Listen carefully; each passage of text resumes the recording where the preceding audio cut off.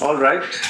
Good afternoon, ladies and gentlemen, boys and girls, and a very warm welcome from FMS Forum to the first event of the year 2024. It's a pleasure to be back at the campus and holding this event here. And it's a pleasure to have an FMS alumnus speaking to us today on this topic, which is very contemporary, very relevant to all of you. The slight difference that we have today is the format. It's not one speaker just talking unilaterally to you. We have a father and daughter combination, and you will see how that makes it interesting. And it also makes it interesting because we have one a speaker who is, I would say, more your age profile, and therefore she will speak your language. I'm going to request Ashwin Malik. Incidentally, I don't know if all of you know me. My name is Raj Sharma. I am the current president of the FMS Forum, an alumnus of 1979 MBA full-time. And Ashwin from 1980 batch would now introduce the session as well as the two speakers. And later on, I believe Professor Harsh Verma is joining us and he will do a wrap-up for us. So over to you, Ashwin.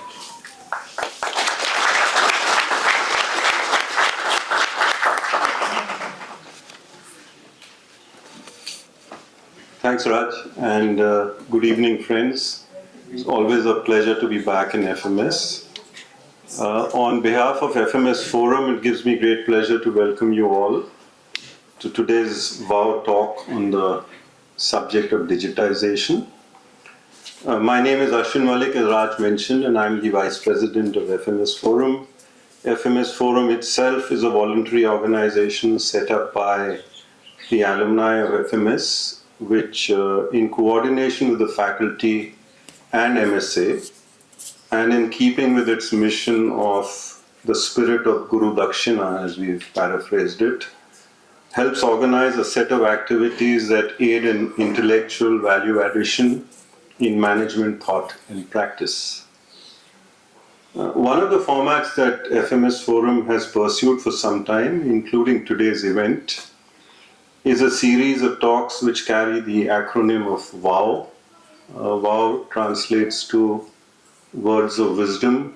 We spell the wisdom as WHIZDOM instead of WISDOM. I think it's a more contemporary Gen Z or Gen whatever sort of term we use. But basically, in these WOW talks, what we do is we invite persons of eminence in their respective fields to speak on topics that are relevant to the current times and which resonate with both aspiring and practicing managers. It is extremely gratifying that our WOW event of today on the topic of the challenges of digitization, social enabler or risk will be anchored by Mr. Sanjay Rishi, an FMS alum from the full-time batch of 1981, 1 year my junior from FMS, 1 year my junior from Stephens. Welcome, Sanjay. It's always a pleasure to have you. In fact, today's interactive event is interestingly formatted as Raj alluded to, since Sanjay will also be in a dialogue with his daughter Sanjana, a leading social media content creator and influencer, on the various manifestations of digitization, including and especially social media. A brief background of Sanjay and Sanjana. Sanjay Rishi is a full-time graduate of FMS from the batch of 1981 and a former president of American Express. He's had a very distinguished career of over 37 years work experience, both in India and abroad, including assignments in the US and UK.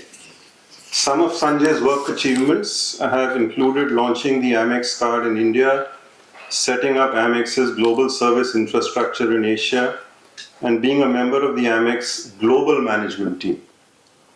His deep insights and aspects of banking, including payments, consumer lending, and customer relationship management, are of particular relevance, especially in one of the sectors traditionally considered at the front end of digitization. He is an active angel investor and an avid trekker, an interest that I suspect may have started from his FMS trekking days. That's right. Sanjana was a corporate lawyer in the US and spent many years there before moving back to India a few years back. She has carved out a successful career as a social media content creator and influencer and uses her platform to advocate for sustainable fashion. Before I invite Sanjay and Sanjana to take the floor, may I request that everybody kindly keep their mobile phones on silent mode. Sanjay, the floor is all yours. Thank you.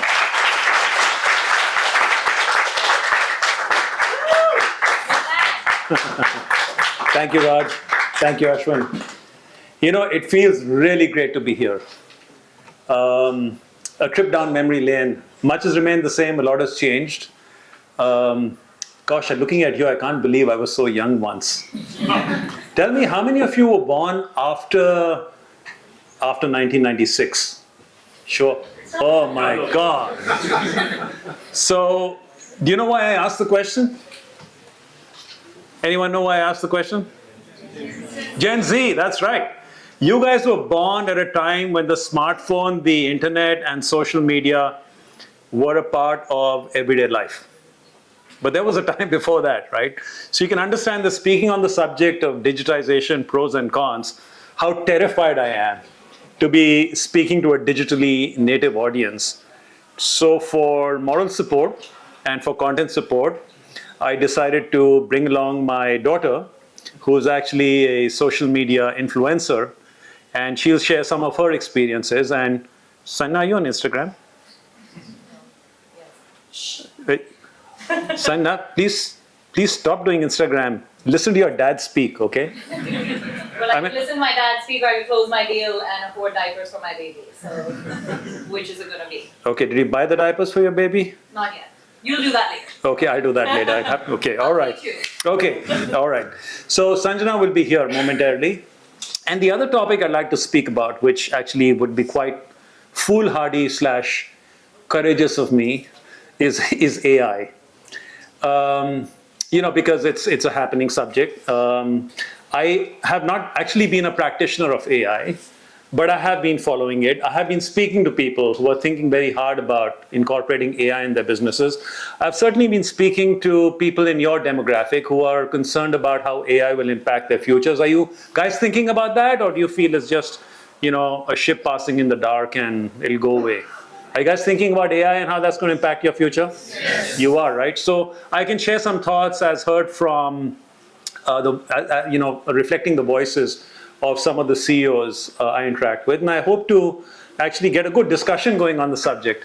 In addition to the pros and cons of digitization, a good discussion on AI, and I'd certainly like to get your perspectives and learn from them. So I'm what they call a baby boomer.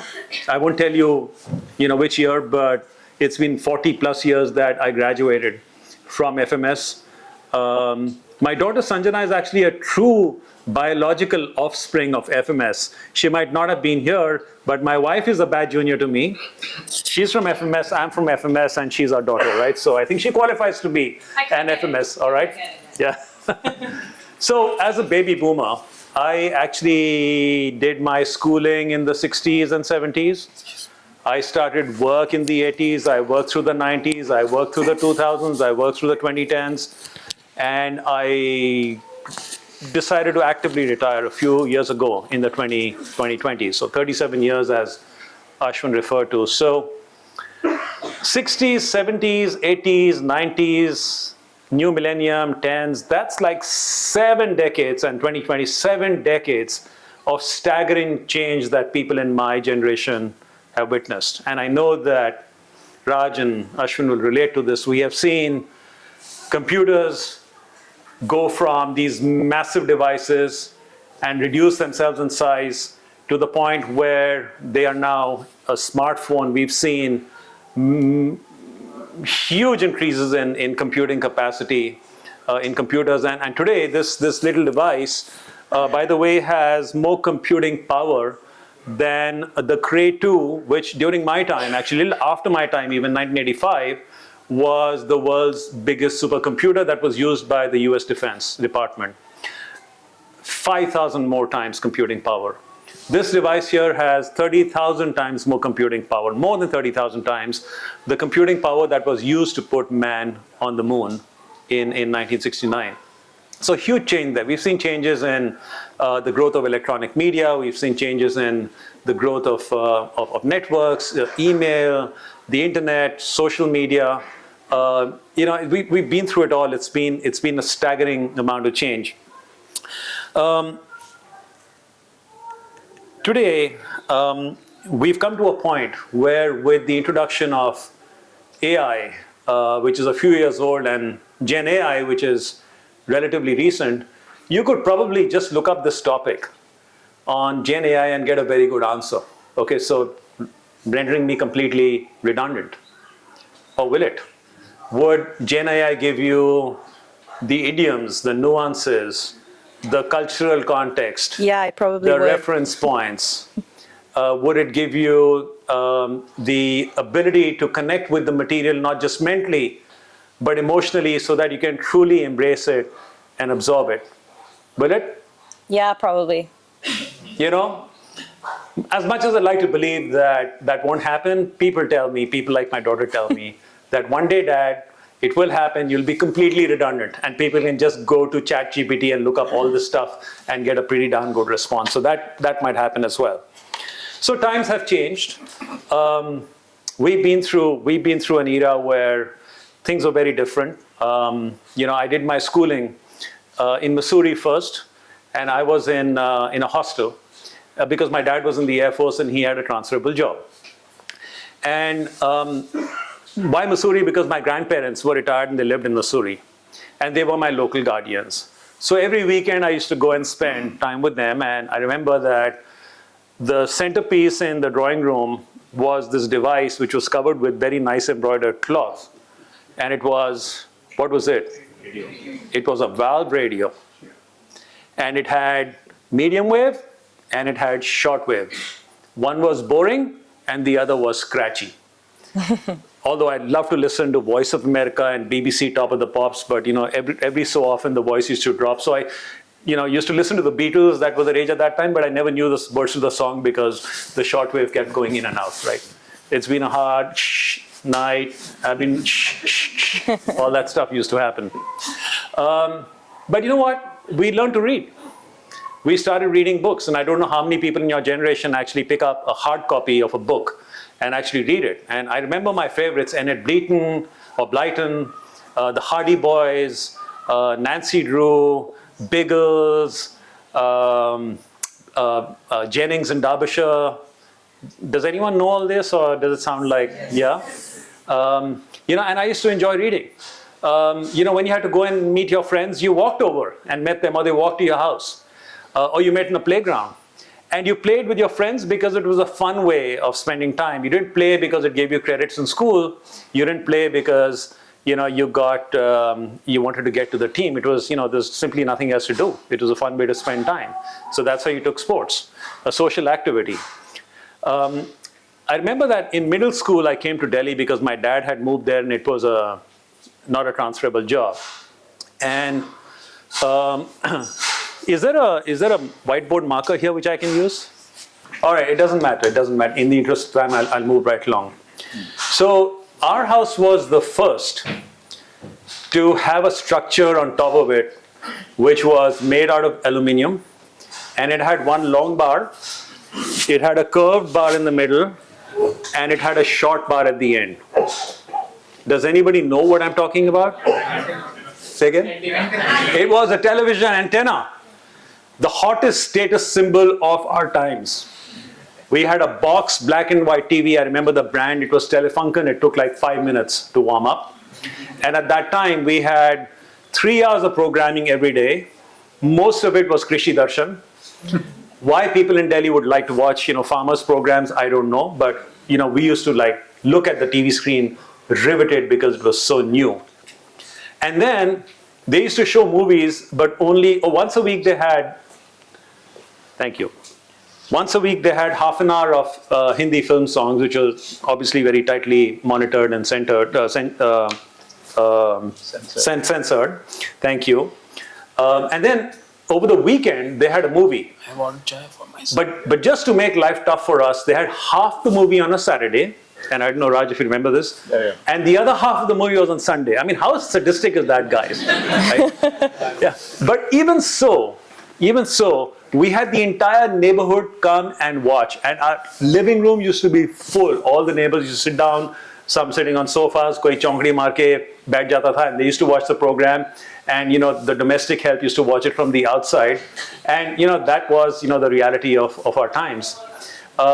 Shopping. My mom used to give me a shopping list. I had to go to the market with a shopping basket and buy it. The Kirana stores I went to knew exactly what I wanted, so I didn't even need a shopping list. So if it was Wednesday, aapko bhindi chahiye, and the Kirana store used to say, listen, by the way, tell your mom ki nayi shalgam aa gayi hai. So that was your first recommendation engine, right? Sound familiar to what the e-commerce sites are doing now? And but in the process, you built a relationship with the store owner. He knew everything about your family. You knew a little bit about his family as well. And I think it was a really good experience. And of course, everything was cash and only cash. When I went to college, I opened my first bank account, and that was in Syndicate Bank, extension counter, SN Depot, Sarojini Nagar Depot, because that's where the U Special used to take off from. I remember that it used to take me something like 30 minutes to get my passbook updated, and maybe an equal amount of time to withdraw money or deposit money. Actually, it was always to withdraw money because I had no money of my own. My mom used to put pocket money and I used to withdraw it. But in the process, you got to know the branch manager and you built a relationship with the branch manager. Many, many years later, when somebody from ICICI Bank approached me and said, we want to give you elite status, and I said, what does that mean? She said, we have a relationship manager. So I said, आपके यहाँ relationship manager होता होगा, हमारे यहाँ manager के साथ relationship थी. So, that was kind of the difference between human interaction and what you're seeing right now. So, at FMS, when I joined FMS, I was really excited. It was basically the thing to do to get an MBA. And I remember we had a course called Business Systems. I don't know if you still have that or not. But Business Systems was all about computers. The problem was that the faculty didn't have a single computer. And the computer center was in D school, I think. And so we had to go over and program in this really horrible, horrible language called, you know what it is? Fortran. Oh my God, how I hate Fortran. And record our programs on these, do you remember those punch cards? Right? And guard them zealously, like don't you ever look at my punch card. Like I'm going to look at holes on a piece of cardboard and know what you've written. Get real. But that's what we used to do. I joined work at a company called Asian Paints. That was my first job. I spent 4.5 years over there. And it was supposed to be a highly computerized company. And Ashwin also was in Asian Paints. And, but everything was manual. I mean, I was in sales. We did our sales reports manually. We did collections manually. We did stock keeping manually. How much paint is there, how much went, how much was sold. Every single thing was manual. If we had to write a report which was outside our zone of comfort, we had to look up the information. We had to read newspapers, we had to read articles. There was no Google at that time. We had to talk to people, and it was laborious work.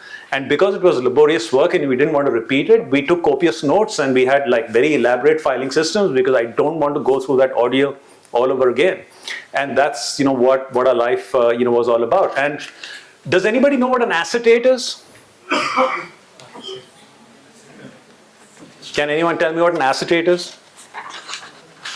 Just Okay, you don't know what an acetate is. So I'm not saying, get real, Dad. no, that's not it. So it's So we know, but we are not allowed to. all right, you're not, yeah. So it's this transparency. It's a transparent piece of plastic, right? Which you put on a OHP, overhead projector. And that's how we used to make presentations. And on special days and special occasions like annual meetings and conferences, we used to have 35 mm slides. And I remember that, one technique of presentation was that you took the transparency and let's say it had 5 bullet points. So I used to take a white sheet and cover the bullet points and used to do a show and tell, right? Okay, so my first point is that our sales have climbed by 44%, but that's not all. And you put the paper down. And my second point is that this has not been at the expense of profit. Profit has in fact gone up by 56%. Therefore, we are moving into profit. So we should do all that stuff. So I decided to be very clever with this, and I said, these things are very backward, it's only monochromatic, and I want to make my presentations in color. So I wanted to present on competitive activity in Asian paints like British Paints, Jensen Nicholson, and so on. So I took a picture from the newspaper on an ad by British Paints, which was called Berger at that time. I forgot that the overhead projector needs a transparency to shine the light through it. So I put that ad on the overhead projector, and suddenly the room went dark because the light got blocked out. And I was like, can someone just put the lights on? And meanwhile, the audience at the back is like mumbling and talking to each other. And then I started talking. And then on top of that ad, I put a white sheet of paper because I wanted to have a show and tell. So this is the headline from British Airways, and this is the copy, and this is, so somebody said, Sanjay, you've got a newspaper cut out over there. Nobody can see anything, it's just a dark blob. But anyway, we had those moments as well. After Asian Paints, I joined Amex, which was my company for over 33 years, and that took me all around the world. But I remember that it was in, I think I was almost 30 years old that I got my first email. And I got which was on a green screen. And also, I got my first desktop. I was over the moon. Well, between then and now, I've seen a change in the world of payments. My first job was to sell traveler's checks. That product doesn't exist anymore.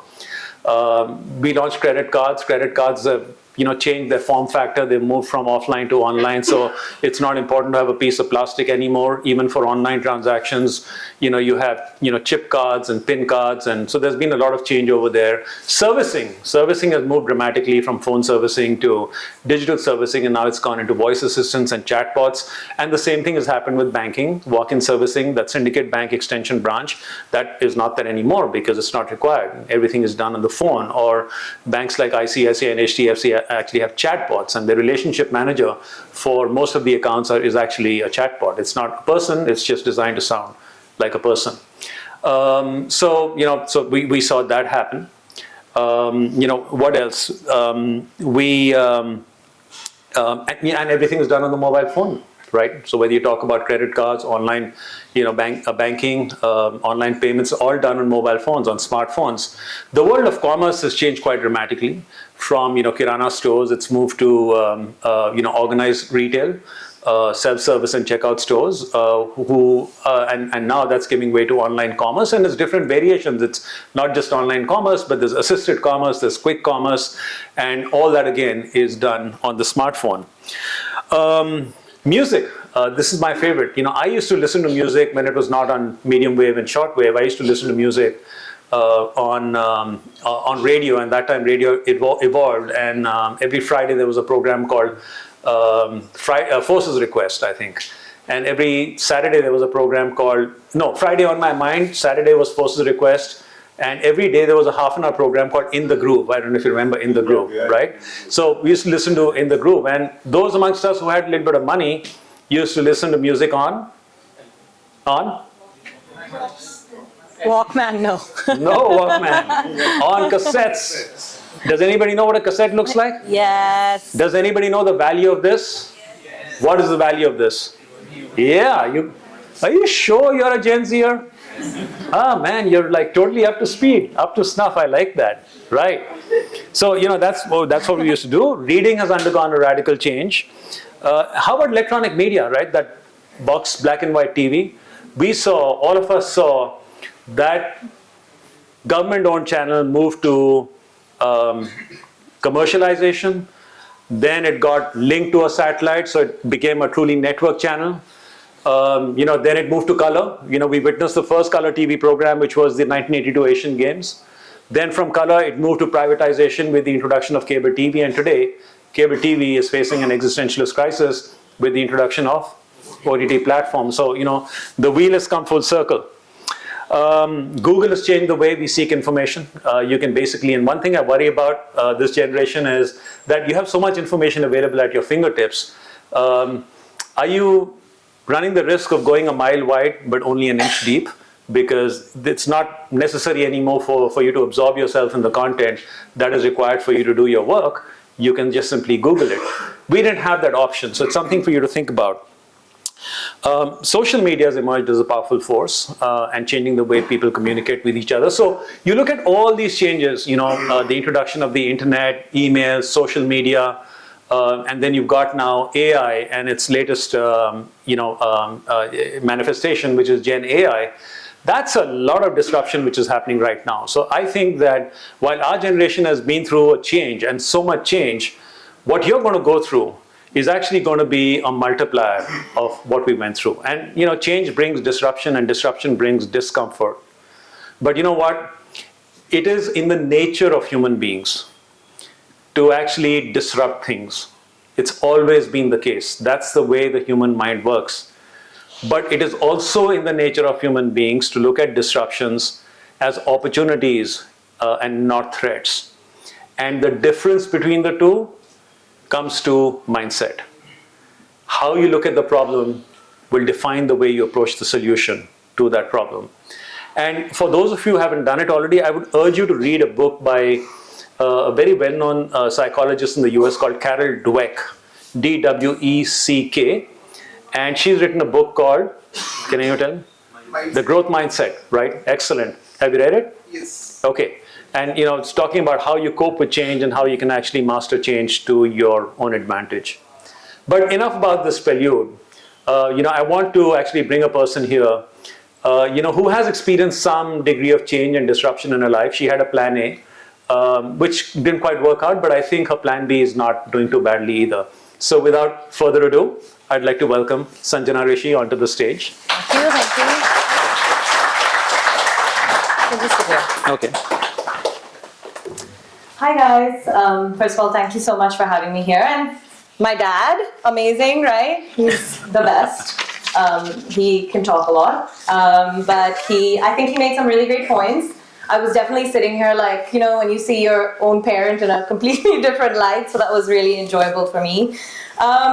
And a lot of what he said is true, particularly in regards to the generation gap and how we think about digitization differently.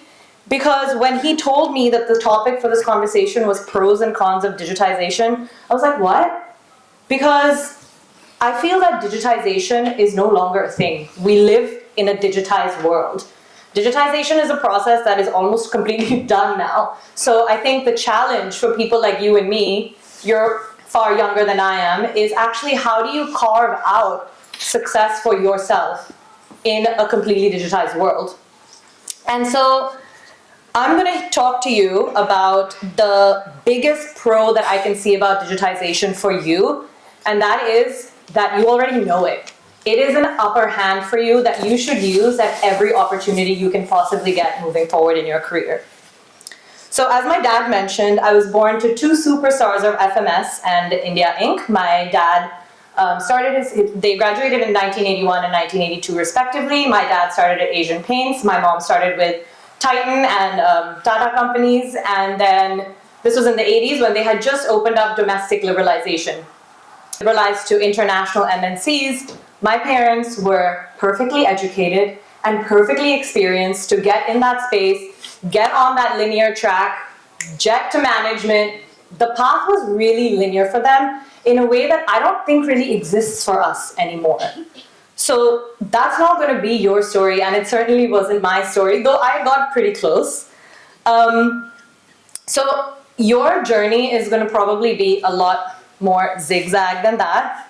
And I don't think that the generation before us can actually grasp just how uncertain everything feels, at least to me at times, with, of course, generative AI. But just for me as a creator, the algorithm of Instagram changes every day. And that's my career. So just to try and keep up with that feels like you're flailing, But the thing is that you will be able to find success when you are able to wield the power of technology. You're going to go from here and you're probably, I mean, a lot of you are engineers, which already gives you like a double upper hand because you are not just native to technology, but you are professionals at technology, which is fantastic. And for anybody else, the best advice that I can give you is, so as has been mentioned already, I was a corporate lawyer in the US, which means I did 4 years of undergrad, 3 years of law school, and then practiced mergers and acquisitions. So I drafted contracts for some really big private equity firms out there. And the young associates there that succeeded were not the best. I mean, they were the best lawyers, but they did not succeed because they were the best lawyers. They actually succeeded because they knew how to use technology that the partners were too old to actually try to sit down and learn. So I know lawyers that have succeeded because they knew how to use Canva.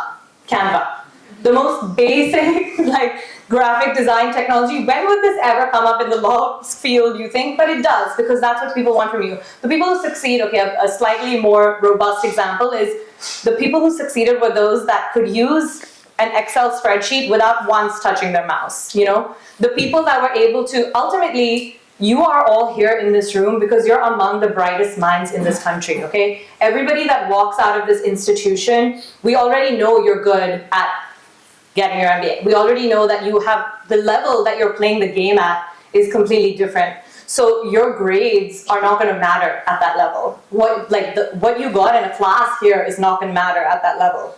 At that level, it's all about where can you add value. And since we're talking about digitization, that's all you guys. That's where you add value and just become indispensable. It's what my dad tried to do with the acetate thingy, right? He tried to distinguish himself by using the technology that was available to him. The difference was that everybody was being introduced to this technology at the same time, whereas with us, we know how to use the computer. We even, so for me, I come from the MySpace generation. So I mean, I don't even know if you guys ever experienced that, but we literally had to code things onto our MySpace. And so I think these things do come a lot more easily to us. So just figure out how to add value through your native language of technology. And I promise you, it'll take you the full distance. I wanted to talk about not just doing that within an MBA, but in general, thinking that way, thinking about how I can use tech to serve me, to make me successful. And by the way, success isn't just defined by where you get in your career. So for me, as I said, I was a corporate lawyer practicing law, and I decided that I wanted to move back to India. So my dad's and my mom's job, because they work with multinationals, we moved around the world. And I decided at some point that I wanted to move back to India, found a nice Indian husband that, brought me back as well, and my family moved back here, so I wanted to come back. I get here after, again, 4 years of undergrad, 3 years of law school, 3 years of practice, and I learned that the BCI says I can't actually practice law here because I got my degree from a foreign institution and I can't sit for the bar. So then they were like, well, what you can do is you can go back to law school in India and get a degree all over again and then practice. And so for me, I was like, we're not that generation. So millennials are not that generation. So I was like, oh, okay, I'll punt. I don't know what I'll do for this time, but I'm happy to just kind of readjust to being in India, and I'll help out. My aunt at the time was running a health tech startup, so I was like, I'll help out with that a little bit. And this was winter of 2019. So I was like, oh, 2020 is gonna be my year, girl. I am gonna own my career. And then lockdown, pandemic, we're all stuck in this crisis. But in a way, I think if we weren't digitized before the pandemic, after the pandemic, everything is digitized. Human thought, well, not human thought, I guess AI isn't human, but thought is digitized, right? Relationships are online, built online. My whole career is online. So at that time was when I decided, I have this existing skill set, which is advocacy, analytical reasoning through being a lawyer, and of course, writing. And I also know how to use Instagram, because who doesn't? I mean, in our generation, not you guys. So I'm like, who doesn't know how to use this? And I made a way to combine those into my career now, which is that I'm a creator, and I create content around sustainability in fashion, craft revival in India, being a mom, whatever. So I had a baby recently also. And so I was able to create this space for myself because of digitization, but because I knew that I had to use it to serve me and not necessarily to serve a corporate interest or to serve my parents' wishes, but because that's what I wanted. And I can't say that I'm the most successful influencer in the world, right? Like, I don't have millions of followers. I don't make, millions of dollars from a post that I do.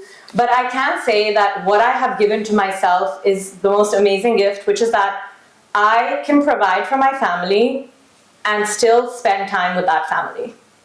I like to say sometimes that it feels like I am a full-time mom with a side hustle as a creator, because what I have given myself is the ability to spend my child's formative years with her, which I didn't get with my parents, but that's a topic for really another time.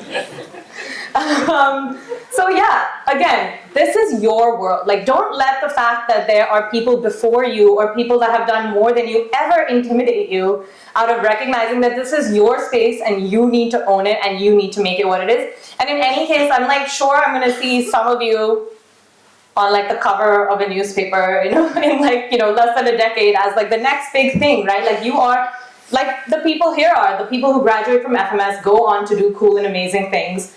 I have no doubt that you will be a part of that same movement. And I think digitization is something that you can definitely use to your advantage. Anyway, now that I've given you the secret to success, you're welcome. I'll take my 10% in 10 years when you have that big startup. I do want to say that there are, of course, some pitfalls to creating, really digitizing your job, which is what I did. And for me, I think my dad is right. I will not say that again today. I think my dad is right that the biggest pitfall is relationship building. And like sort of the barrier that is erected between two people in an online interaction or between you and the world in an online interaction. I have been body shamed. I had a baby, my body changed. People call me whale, bhais, whatever you want, all of that. I have been, sorry to my esteemed audience, I've been slut shamed. I have been told that, I like to expose my body for clout. I have been told, I've been threatened, I've had my life threatened. I've had my babies, my 1-year-old child at the time's life threatened. I have had people say just the absolute most vitriolic. I've heard every gali in the book at this point. I've been called anti-national. I've been called, so really, if you can think of an insult, it has been hurled at me online, but nobody has ever come up to me and insulted me in person, because that is the barrier that exists. These people think that sitting behind the screen with an anonymous account, or even if you don't have an anonymous account, there's a barrier that's created between you and the person that you're inflicting harm upon. If we can make drones that make war into a video game, like inflicting pain on someone one-to-one with a barrier in between is brutal. Like, it gives us the power to be brutal without thinking about the human impact. And so I guess since you are the future leaders, my plea to you is that you continue to remember that when people say that there's no human touch, when I'm saying that you can wield the power of digitization to your advantage, that means you are the human touch. And that is both a privilege and a responsibility that you should be thinking about constantly. Because ultimately, the thing about the digital world is that it's largely privatized, which means regulating it is a completely gargantuan task that nobody can really undertake correctly. So it's going to come up to the leaders to decide, Mark Zuckerberg in his boardroom decides for me what my rules are, what I can say, and what somebody else can say to me. So for example, if I write a comment to a friend and I call her the word that women sometimes call each other jokingly, my comment will get removed. But because the Instagram algorithm doesn't pick up on Hindi galis, people can say pretty much whatever they want to me as about meeting a mother on social media. And I have reported maybe 300, 400 comments that have come into me. Not one has been removed. So think about that when you go out into this world, and when I know something like 80% of you or something are engineers or like hoping to be in the tech space. Like, think about that when you even design software. Think about what protections we need to be building into the digital world right now to really account for the mental health of the people who are both using and on the receiving end of digitization. Okay, sorry, I got a little sidetracked by my own thing. But yeah, so the point that I'm making here is that just remember that tech is a weapon that you have in your arsenal and that you have to really wield it with care and responsibility. And that's really all I have for you today. And also, oh, I noticed that when my dad walked in, you all stood up, but when I walked in, nobody stood up. I stood up. You stood up, thank you. You weren't here, but that's okay. Just be mindful of things like that. That's it. Anyway, thank you so much for having me here. And I think my dad and I will now have, we want to hear your questions and concerns. So let us know. And we want to talk a little bit, we want to hear your opinions on digitization and what that word even means to you, honestly, if anybody wants to tell me. And where do you see the future going, guys? And like, how are you even thinking about your future jobs with AI around? So we want to hear all of this, and I'll let my dad ask more questions. Well, I think, first of all, well done. Oh, thanks, guys. Please, sit down. Oh my God, I'm totally saying I got to stand. They got the message. Okay. So, Handheld? some of the points Sanjana touched upon on the advantages. Isn't this a? It's for the recording, but it's not in the. Oh, okay. So I've been sort of knocking it. It must be creating havoc in your ears. Yeah. Not yet, when you see the recording. Just edit out the bad parts, all right. Which for me would be most of my talk. So she touched upon, some of obviously the business pros of social media and digitization as a whole. The ability to make connections, impersonal as they might be, to create new business opportunities, to share information. He doesn't need a mic. I would say, that's okay. I would say, educating yourself with so much of content is an obvious advantage, but there are also an accompanying set of disadvantages, and she spoke about trolling and cyberbullying, but there's also fake news. There's also doom scrolling, where you just basically get into this catatonic state. It could become pretty mind-numbing. I'm such loss a of late night doom scroller. what's that? Said I'm such a late night doom scroller. There you go, yeah. Like, why am I not sleeping at 2 a.m.? How do we stop? How do I break this? Please tell me, how do I break this cycle? Right. So you obviously want to maximize the pros while managing the cons. You can't eliminate it, you got to manage it. So if you're thinking about a career in the future that involves social media or digitization in any form, and if you're not, you must tell me what you're thinking about, but if you are, then what do you think about, things like fake news? What do you think should be done to control fake news? What about cybersecurity? What about data privacy? What about doom scrolling? What are your solutions to address those? If you were made the in charge of India's, Ministry of all things digital, what are some of the things you would do to control the downsides? Anyone?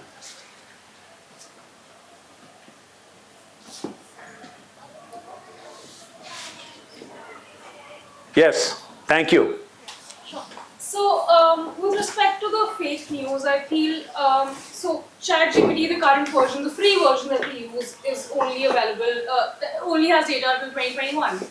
But let's say the paid version has the more recent data. So maybe making it open source, it's already, they do need a revenue model somewhere, but making that open source can really help identifying fake news, because to every news there are at least 10 sources, and if you're able to track back to that, that is a great way of recognizing if it's fake news or not. So maybe utilizing that technology, making more things open source would be probably helpful. That's a great suggestion, and in fact, one of the applications of AI is actually to identify fake news. And today, I don't quite know exactly what the app is, but you can actually see if a WhatsApp message is genuine or if it's fake news.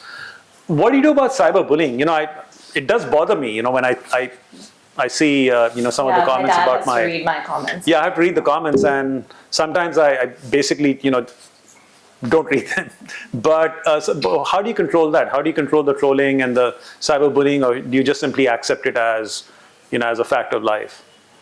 See, I will say that while I can complain about cyberbullying, people leaving really awful comments, every job has terrible downsides. And to be honest, for me, the way I see it is that if this is the only one in mine, where it also gives me the flexibility and freedom to have the life that I have, I put up with it. Of course, would I prefer that people not speak to me that way? Yes, but outside of creating more robust regulation internally at Facebook, at Meta, I don't really know what we can do about it. But yeah. Yes, sir. So what I really believe is that, to tackle this with a digital, so what happens is, and I have been part of people who have reported a lot of tweets, and some of them have been taken down, some of them have not been taken down, and some pretty obvious ones. Why? Because they manipulate the, Yeah. if there is some phrase that is being, that has been flagged, now they will just manipulate it, say somebody is writing my name, for example, Shashank, and instead of A, they write @ or Yeah. something like that, and the whole thing is out. So here is what, where I think the new, as you said, impact of AI and everything. So how the jobs change. So now the job is not to build that system, but to supervise it and to take decisions in these corner cases and these cases which are not. Yeah. Another thing that I can think of, so for example, the fake news, how it is. So a lot of fake news that develops in this world right now is quite political in nature. True. And there are two different camps, Yeah. who fight for which news is legitimate. So but here is the problem. So say there is a camp A and camp B, right? And camp A is countering fake news related to their camp, but is simultaneously generating fake news about camp B, and the other way around. So there is no neutral body over here who is looking for the fake news thing. Now the problem lies that, again, because it's a human thing that is happening, so the solution has to be human and cannot be digital, because the GPT and all these AI models are trained on human sentiments only. So they will not be able to course correct themselves, unless you have human data. So you would require certain neutral bodies, and as she pointed out, that we'll have, this is all privately managed. For example, I think Wikipedia has these 12, the ARCOM, the biggest arbitration committee on Wikipedia, which is like 12 people they elect every year. So it has to be democratic and it has to be participative. That is the only way out we can manage all these problems. Otherwise, there is no way out. I don't think digital is the only way out. Very well spoken. I totally agree with you. Totally agree with you. Anybody else? Yeah? Yeah, just to add one small thing. So I think it's also largely about prioritization, right? If something like this was happening, let's say in the banking industry, where your passwords were being hacked, the entire force of the nation or the world would get together to fix it because money is at stake. But here, mental health is at stake, and you don't see the impact directly. Right. So I think awareness is the first step, which is still lacking, according to me. But big data breaches happen very frequently. So that's a whole other topic that we need to tackle with digitization, is really privacy, and more than privacy, just not having your personal data leaked or even sold into the wrong hands. So I think these are all things that you guys should be regulating around in the future, just so you know. Just be mindful of the problems as you move forward. Well, I think it's all about striking a balance, isn't it? I mean, we've got a collective responsibility as individuals, as society, as people who are working in institutions, and as the government, as the regulators, to ensure that we do our best to address the downsides of digitization and social media as a subset of digitization. As individuals, we can be careful about the information we share and call out people who are sharing fake news. Yeah, there is also this consequence of the fragmentation of society, as my friend pointed out here, that if a person doesn't like the fact that he's or she's been called out for fake news, you simply move to another group where fake news is accepted as the way to do things, and everybody over there believes the earth is flat, so basically you create your own subgroup over there. Yeah, that stuff will happen. But you can protect your personal data by being very smart about your passwords. Institutions But are you already. really can't though anymore, Dad. You can't. No, I mean you can So try this is the your kind of best. discussion we have every day. No, all but right? I mean, you know what I mean, right? Like you can do your best to have. No, but you can make smart passwords. You can make smarter passwords, Right. but data breaches are still going to happen. So No, of course they are. Yeah, but you then can try they your tell you. best. Of course, you should all try to protect yourselves as best you can. Yeah, but but that's not even the most individual. complicated passwords are not all that difficult if somebody actually wants to get into your account, and that is just the reality of hacking. Well, the thing is that I'd like to think of it as. So we're having a domestic squabble here. I'd like to think of it as a institutional weakness, not an individual weakness. I think Yeah. individuals can't be responsible for a data hack that happens at a large, retail chain, for instance. You can be careful about not making your password 1, 2, 3, 4, 5, 6, 7.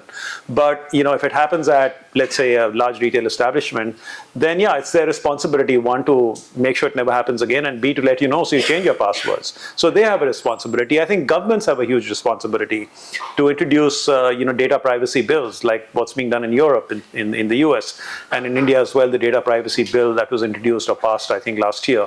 Those are very, very important. So nobody knows exactly what's going to happen in the future and how many of these risks are going to be mitigated. But I think that there are lots of efforts which are afoot, and there are lots of efforts that we can make as individuals to actually address this while maximizing the benefits of digitization. Having said that, somebody told me that, what are you talking about digitization? That's so passé. It's going to be all overtaken by quantum computing. So all this like bits and bytes and 0 and 1 is going to be taken over by, what do you call them? Cybits? Qubits, right? So I'm like, what is that? They're like, it's not 0 and 1, it's 0, 1, and 0 and 1, which is superpositioning. Anybody familiar about quantum computing? This recently. Yeah, I did, yeah, because I could. Yeah, exactly. Yeah, so anyway, basically the future is exciting. It's also terrifying, but embrace the terror and maximize the opportunity. Okay, I think we're running out of time a little bit, Yeah. but I just want to talk briefly on a subject that I know very little about, but that's never stopped me in the past, and that's AI. Give them some time for their questions. You can ask any question, okay? Yeah, Interrupt me please. anytime. We're not going to have a dedicated session at the end for questions, but if you have something, speak up. Okay, this is your dedicated session at the end for questions. So if you have any questions, please. No, I want to talk about We AI. can- Do you mind? We can also talk about that. What do you mean also? I want to talk about AI. Okay, sorry. I want to Sorry, talk, guys. Okay. Sorry. I want to talk about AI because I worry about my 2-year-old granddaughter, who I'm spending significantly more time with than I did with my own daughter, because at that time I was a busy corporate executive. I had to earn money to educate her, right? I don't think And he couldn't be an influencer. I don't think I did too badly. Okay, but I worry about what kind of education, how should she engineer herself, how should she tool herself for the future to maximize her contribution in this world?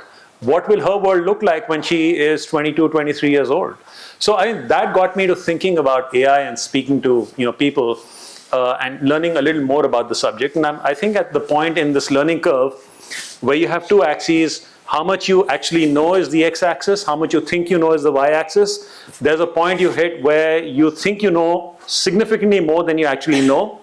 And then you realize that you know very little, and then your curve comes down, but then you get to know actually more and more, and then the curve starts to go up. I'm probably at that first peak right now. But I do think that while AI in its sort of form has been what is now known as narrow AI, has been around for quite some time, like think Google and Amazon and Netflix and even self-driving cars. I think the breakout for me really has been last year with the introduction of Gen AI and AI, creating new content, which is similar to the content that it was trained on. And I think Gen AI, which can write manuals and edit stuff and so on, as opposed to merely predicting, stuff, is quite a game-changing proposition.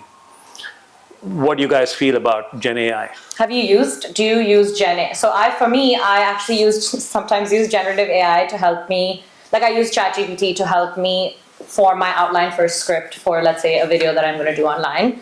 Or if I'm like super, pressed for time and I need to write a caption, I definitely use ChatGPT as well. So of course there are great, kosher, amazing uses for it, but I want to know how you guys use generative AI now. Assignments. You do your wow, I was going to say faculty. that. I wasn't going to go Just say there, that. but since you guys went there. So, first of all, I'm very sorry on the basis of this digitized generation for what you went through. It's okay. It's not your fault. Secondly, talking about ChatGPT as a language, as a device, I feel like it has chances of lying to you, which we don't recognize very often. So me and my friend were there, we were discussing over it, and he told it ChatGPT to write something, and then he said, "You do not reveal it to other people that you've written it." So when I asked, copy pasted it the same text, and then I asked it whether you've written it or not, Wow. it lied to me. Until and unless I provoked ChatGPT up to an extent where I asked it, if you value your creator, you have to tell me the truth about it. Wow. You can get caught. You can get caught. I have proof against you. Tell me about it, and that's Wow, when you really went all in with this Yeah, exercise. I Oh my did. gosh, good for you. That's when it told me the truth. Otherwise, it was lying to me all the time. So I guess generative AI has its backdrops, and you should not be trusting it completely because it does not have all the data. It does not go as deep as a human mind can into the data that is all available over the internet. Not yet, anyway. Yeah, not yet, you know, Not and, yet. and the reality is that that's probably also a thing that we need to worry about is how much can we actually control. You know, we're used to technology as input, we put this in, we get this out, but now there are certain kinds of AI that can pick up on disease markers that humans they can't reverse engineer that. They don't know what the marker was that led this AI to just, you know, to conclude that the marker was there, but it was. They tested, so this article scared me. There's some AI articles that are really terrifying because if we don't know the process, we don't know how to control the process, right? So yeah, I think that, and you know, of course, a lot of the founders of AI tech in the first place are coming out now and saying, you know, I don't think that we know exactly what we're getting into here. So yeah, how do you feel about that? I believe belonging to the biotechnology field, I think it has great opportunities within us because there are times when human mind escapes the possibilities of finding out different things which are just in front of our eyes. Yeah. We do not run to those conclusions, but getting back into the past of the science, I believe there are a lot of experiments and discoveries that were experimental and they came out as a result of some other experiment that was going on. Right. Yeah. So that's That's true. what it's all about. You know, it's basically you know, large language models are really very highly sophisticated sort of pattern finding and predicting models. And, you know, you type in New York and the next word, it tells you a city. And, you know, and in that one thing leads to another. It's like a child learning a language. You first start with letters become words become sentences, and then sentences become nuanced the more you read. And the more the machine reads, and then you get the cultural context and you get the idioms and the phrases and so on, and that's exactly what they're going through. But what you pointed out... Humans decline. Oh, can I finish, please? Yeah. Please, okay.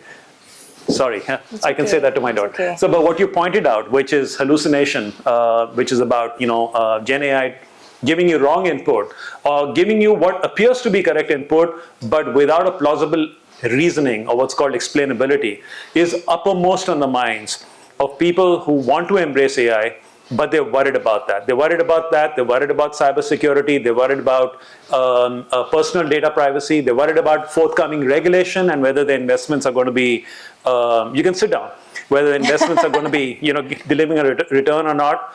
And they worry, I think importantly, they worry about people impact. What about all this talent that we've hired? Is this going to become redundant? How do we just, you know, manage around that?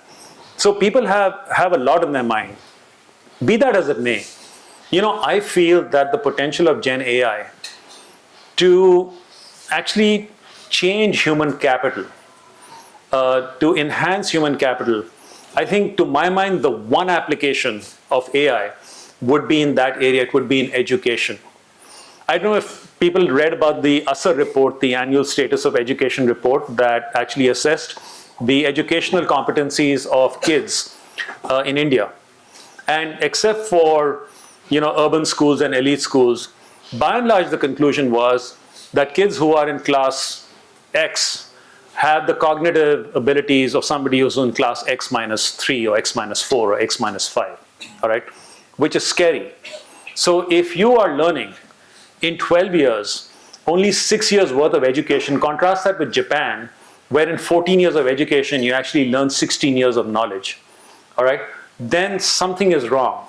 And yet, as Baiju's experience has taught us, you all familiar with Baiju's? For 22 odd billion company now worth how much? How much? 1 million latest unicorn. It's 1 million? No, billion. Yeah, I thought 1 million. I thought it was a few hundred million. That you still have people. People don't want to learn, through a chatbot. People want to learn with face-to-face interaction. So there are limitations to what AI can do. People want to learn because they want to see expressions. They want to emotionally connect with the teachers. So I feel that if you start creating educational capabilities, leveraging AI, which are focused on teachers and improving the skills of teachers and tutors, that could be a very promising area of application. And if you bring kids to a point where they can actually close that gap of x to x minus 5, imagine you have the force multiplier of India's demographic dividend. 60% of the population is under the age of 35, masses of people who are coming into the employment category. Imagine what a game changer that will be. And the other area which I'd like to point out is healthcare and the ability for AI to forecast disease and to find cures that don't exist and to improve the ability of doctors to treat patients because they perform more deeper diagnosis. And this is already happening in the case of, Google's got an eye, sort of diagnosis program. I think it's just absolutely amazing. Yeah, there are also the standard applications. Banking is using it. Financial services are using it. You've got technology companies, obviously. You've got knowledge-based companies that are using it. By the way, if you're thinking about a career in consultancy, think about whether you can get that on GPT-4. You get some very good responses, and you can compare that with the McKinsey report, and you'll know that it's actually 6 of one and half dozen of the same. So yeah, those are the companies that are the industries that are really going to be transformed, by AI. The other thing I learned was Let them ask sorry. the questions. Oh yeah, okay. People are nodding. So listen, do you agree? Okay. All right. What are your views on education? How about if you have questions, please ask us. Yeah. Raise your hand. Otherwise, my dad will keep asking. Yeah. So you said like AI will change your life for better or worse, we don't know. But like AI is Gen AI, like it gives responses based on data it is trained on. So my question is like, how are the companies like Microsoft, Google, which control like almost 90 to 95% of the world tech space, can use AI to its advantage and maybe gain like unfair advantage in the business world and maybe touch upon the like human world in negative way? Like who is controlling it and how we as a future business leader can control it? Well, that's a great point because the power of the model is proportionate to the amount of data you feed into the model. So these large language models actually go through masses and masses of data, public data and permissible private data, to actually build something which is half decent. It requires an exceptional amount of computational power. If you start to build a foundational model for AI from scratch, and I know some startups that are planning to do that, I would say that that is actually going to be such a huge drain on your resources. Some of the very large Indian companies can do it, but otherwise start thinking about ways in which you can leverage that. But yes, that's what you call a pioneer's advantage. Microsoft, with OpenAI and Google with Bard. Bard is Google's, right? And the 3 or 4 other applications, they've taken a lead in the space and they're being very smart about it. And they're saying, look, it's for you to build on. They're also saying that, yeah, regulation is important. We welcome regulation because they want to make friends with the regulators and want to make sure that the regulations are shaped in a way that drives an advantage to them. It's called capitalism, my friend. Yeah, and it's. I think we talk about AI as this very open source thing, but the reality is that for any application that actually uses AI or any new site that's using AI, they just license the AI technology from OpenAI in the first place, right? So, is it really any amount of democratization if it's still controlled by the exact same people that were already in power, already using our data in shady ways in the first place. So yeah, definitely a very good point. So what do you feel about the impact of, here's some inputs from the backbenchers. I mean that in a very nice way, okay? Not a pejorative way. What do you feel is going to be the impact of AI on jobs as you think about them?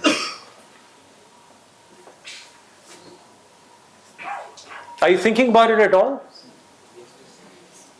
Yes, ma'am. So I'm a very pro OpenAI person because I have used it a lot to my benefit, because I feel that the time used in redundant activities, like in case of formatting some text or some content writing, so we can use it for that purposes and not for that, and not just for that. So on my level, I have used it for that. But in other cases, in some other jobs, maybe they can model it to some of the apps that you can use. Like today we have the GPT store that is going to be launched soon. So for that purpose, they are increasing its usefulness to other people and making it a more customized kind of thing for each and everyone. So in the job space, I think the jobs are certainly to go up only, because with advanced technology comes advanced education and advanced training space that it provides. So Yeah, no, that's great. For sure. There's actually, just to build on that, and then I'll come to you, on AI creating new jobs, one of the other key deficiencies that the C-suite identified in AI was just the absence of talent. From visual specialists, data visualization experts. I didn't even know there was a field like that. Machine learning engineers, software engineers. There's a shortage across the board, and what they say is going to slow down their pace of adoption is the lack of talent. They show that the talent is going to come up, but that's a world of opportunity for people who want to immerse themselves in AI. Is that they're going to need, companies are going to need a lot of skills to be able to implement AI in their organizations. Yeah, so that's what, you have to wield it in a way that serves you. Yeah. If you know that this is the up and coming tech, you better learn it.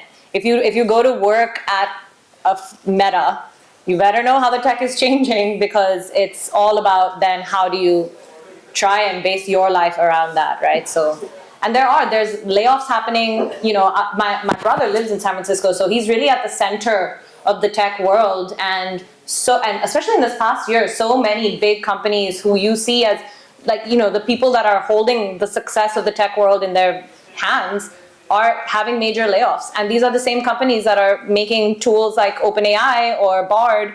And really, I think it's indicating a shift of their focus towards that versus what they are traditionally known for doing. You had a comment, ma'am. So I'm audible.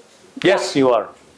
At least I can hear you. Yeah, so basically, I had a different viewpoint that when we say that AI will take our jobs per se, but AI is essentially being also controlled and was eventually also built by humans like me and you and all of us. So I feel that AI is not going to take away the jobs, but rather the redundant work that people do or people waste time in. So, for example, in my previous organization, we actually did a lot of automations for our team members, which helped them save time and eventually helped companies save dollars per se by the time being saved. So eventually, we'll be able to get rid of these redundant jobs and these basic bookkeeping jobs, and those will be taken up by AI, but the more creative work will always stay with the people. I want to push you guys on this, because that's just AI as you know its application now. That's not going to be AI in even 5 years from now. Generative AI inherently can create a better digital image than I can, It can make better content. I'm sorry to say, but it can. So when you say the creative field does not come to AI, I don't agree with that, not anymore. You could make your yearbook photo or whatever. So I urge you guys that if you're thinking, it'll only replace the jobs that require, no, that's computing in general. We're talking about AI, it's learning. Every day it gets a little bit more powerful and a little and there's fewer and fewer people that actually know how to regulate that power in any way. So yes, for now, maybe it will make, as for a lawyer, for example, doing the boring grunt work of writing the contracts, that's a waste of my time. I would way rather be thinking about strategy and negotiation and stuff like that. But the reality is that I don't know where AI is going, right? And as a creative, I definitely don't know where AI is going, because it can generate not just my scripts, but my content faster than I can. Well, I think that, sorry, you hadn't done? Yeah, No, just building on that. let him ask his question. Oh, go ahead. No, you in the front. Oh, sorry. You had your hand up for a while. So I had a comment to make as well as a question. So I don't think this is, I don't agree with your point, honestly, because I believe that, if we go back to say 150 years back, or maybe 200 years back in 1830s, right, there was an invention that came around and people were like, why do we need creative people anymore? We have camera who can click photographs, why do we need to train people in painting anymore, right? But that has not gone away and has remained as part and parcel of the life. So I don't believe that, AI will be able to overtake creativity as we know it. As well as I generally believe that, as my classmate pointed out, I think the ChatGPT or the AI will allow us to remove the redundant work, but as one of our professors, Professor Ashwani is not her, but he had pointed out that the assessment level even in universities will have to change, where it would not be about how much you retain, but how do you apply those logics and everything, because that is not what AI will be able to do anyway. Especially come up with new different approaches to logic, because it is only trained in the past data, so it knows the way. It cannot build new approaches. So that, and even if it builds one, it would require human intervention to identify that a new novel approach has been built. So that is. I completely understand what you're saying, and you all sound like a very optimistic bunch, but I don't think that that's necessary. We also, as humans, are only working off of data that exists in the world, right? But we come up with new approaches because we learn. And so, again, I will push you to see AI not as a part of this digitization conversation, not as part of a tech conversation. It is a completely new thing that we're facing, right? This isn't a computer. This isn't I'm able to change the medium of something. It's really a thing that I know I sound like really scared, but I just want to push you to think that it's not just, and I've seen it in the workplace, it's not just taking over the bookkeeping or basic, grunt work per se. It's actually also taking over, even something like graphic design. I have seen so much, I know graphic designers personally that are out of work because generative AI they were already out of work because of Canva, but after that, generative AI, you can literally just write, I want this, and something will just create that. You can create a web page like that. And only I know what it was like to create a web page on Dreamweaver these days, right? Because now everything is so easy. But what I mean with AI is we just don't know where it's going. It's learning. And I think that more and more it's going to be able to process things in a different, almost analytic way that I don't think that we're completely prepared for, personally. Yeah, Bihan. I think this has been, as I expected, an extremely exhilarating and engaging session. And before we formally thank you, Sanjay and Sanjana, let me thank Professor Harsh Verma for being here, make it. But Professor Harsh Verma is here, and if you would like to say a few words to wrap up. This is actually such a vast subject that I don't think this will finish even if we are here till midnight. So I just have one comment. Okay, that was going to be my closing comment. Okay, it won't take more than a minute. And this is a piece of advice which I'd give you. When you think about your future and you think about the careers you'd like to pursue, break that down in that job into components that you think AI will disrupt and the components that you think AI is not going to touch. And I feel that in general, jobs that require emotional intelligence and strategic thinking would be safer than jobs and judgment and creativity, with some exceptions, than jobs that are routine and predictable. If you're interested there's a fun site called willrobotstakeovermyjob.com. I don't know if you've heard of it. Willrobotstakeovermyjob.com. It's got a list of jobs, and it basically keeps updating where AI is going to disrupt the jobs. That's all I wanted to say. So, a lot has been said in addition to the discussion on digitization about AI. Let me tell you, the FMS Forum every year also organizes and supports the FMS in hosting the Founders Day of FMS. This year, the Founders Day is going to be celebrated on 2nd of March at the PhD Chamber, which is opposite City Fort Auditorium. And the theme of the event is AI and its impact on business. So you will hear a lot more on that. We have a wonderful set of speakers for that. So please put that down in your calendar, and we look forward to seeing all of you there. Professor Verma.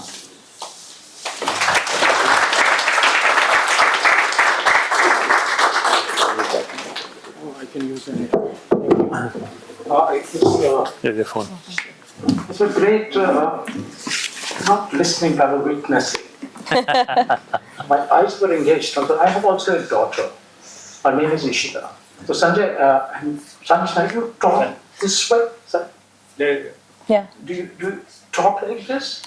Or is it that, well, here you're pretending to have a lot of conversation? So Do we talk? Two words. That's a good question. Do you talk, or you're pretending to have a conversation? So talking and conversations are two different things, right? So do you have actually conversations? Among the books that you mentioned, Enid Blyton, Hardy Boyle, was there also Perry Mason? In that there is a sentence which says, I refuse to answer that question on the grounds that it tends to incriminate me. Yeah.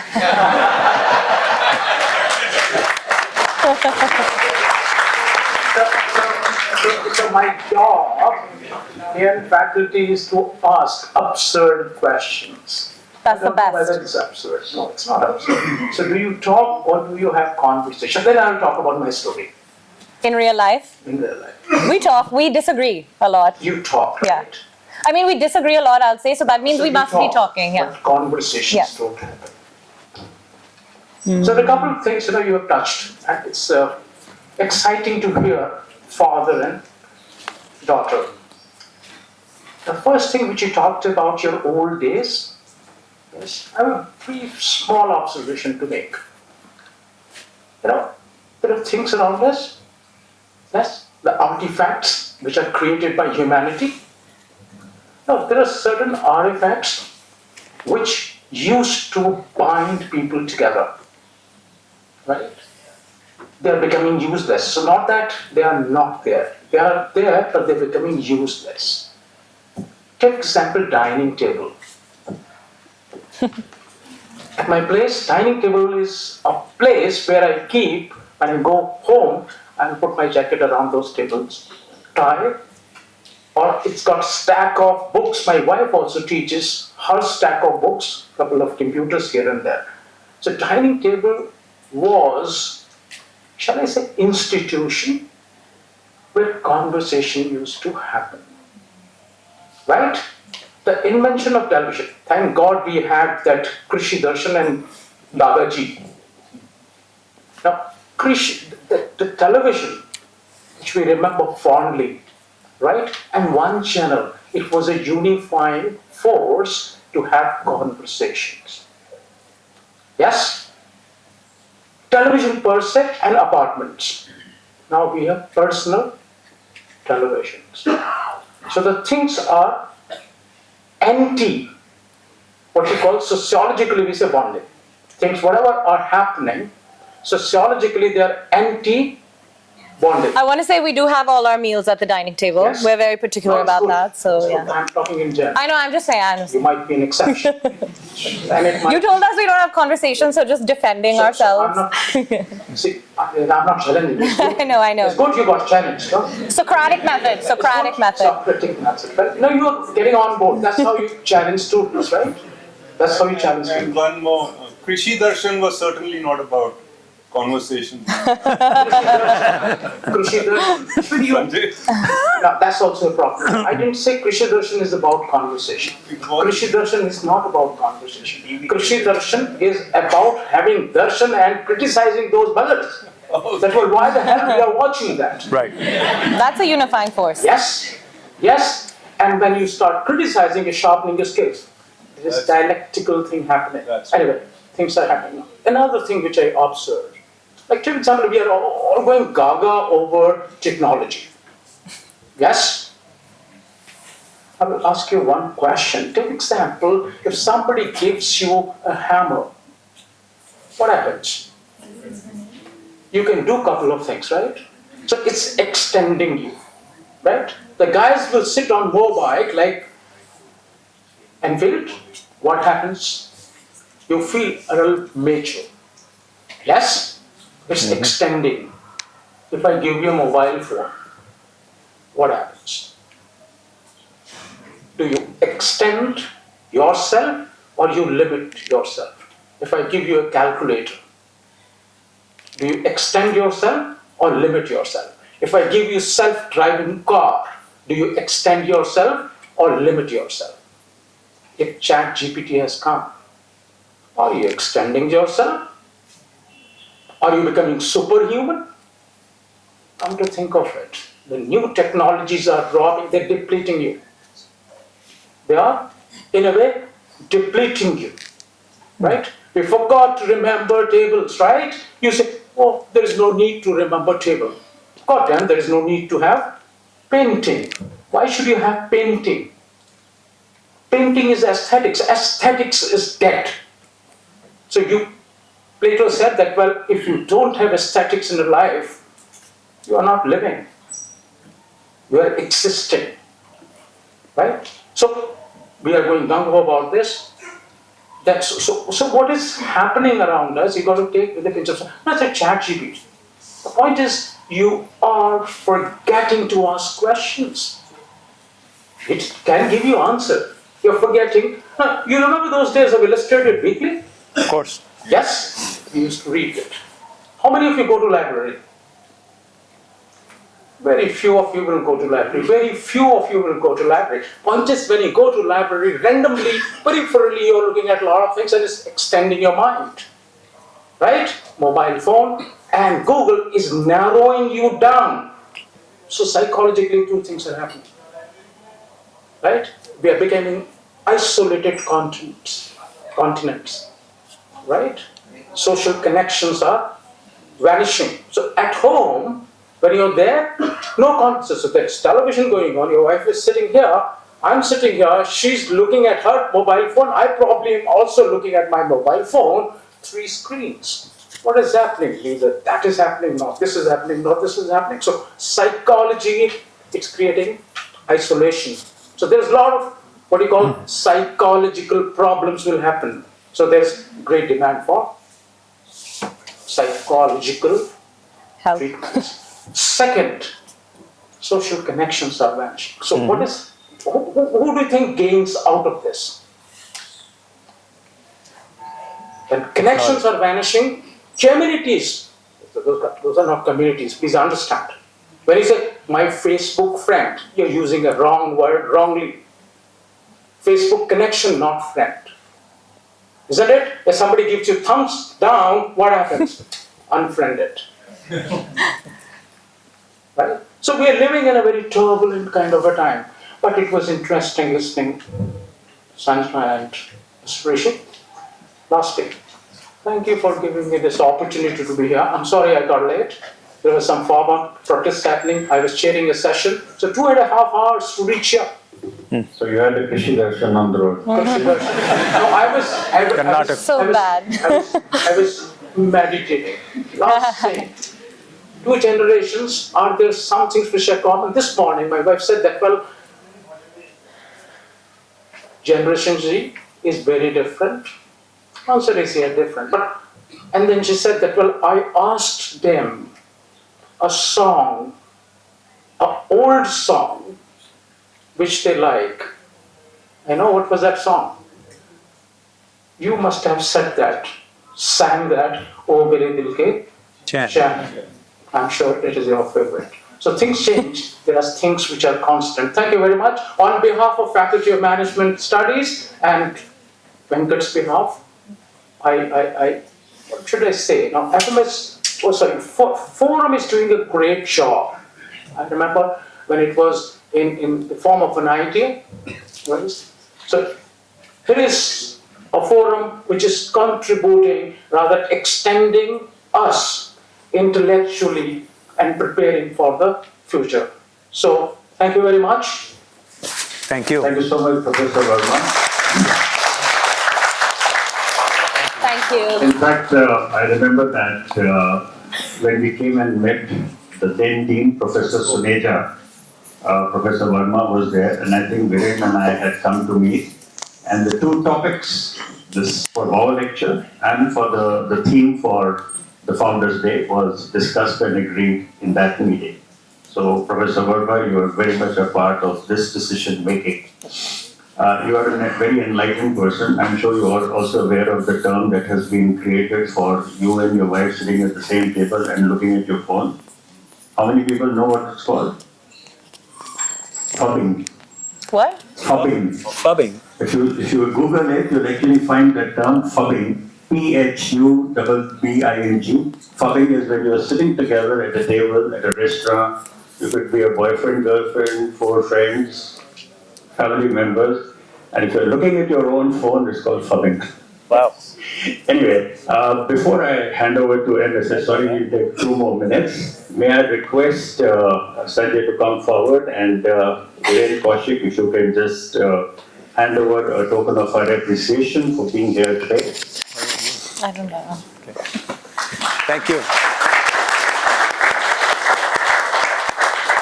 Thank you very much. Sanjana, can you? No, I'm okay. Come on. Thank you so much. Come here so we can get a photo. Yeah, let's take a All right. group photo. I need to get the photo, guys. All right, get the photo. All right. Ashwin?